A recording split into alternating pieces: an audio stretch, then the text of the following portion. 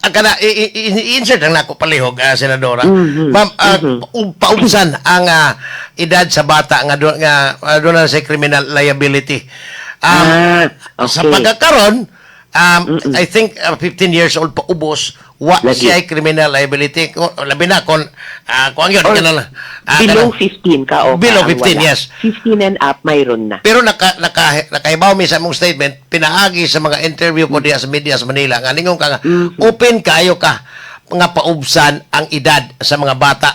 Pila man, up to pila man kutob ang edad, kung ikaw mo'y pahukmon, pila man edad sa bata, nga gusto ni mong paubsan, nga dunay criminal liability. Actually, Kaoka, ang sinabi ko ay bukas na bukas ako i-review natin yung Juvenile Justice and Welfare Act. Pero dili dun sa punto ng edad.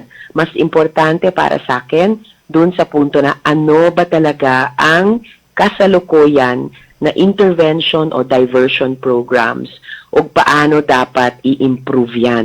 Lalo na kapag tulad dito sa Tacloban shooting, kapag ang bata o ang menor de edad ay nakagawa ng terribleng karahasan, matatawag pa nga heinous crime kung siya ay adult na or of age of majority na.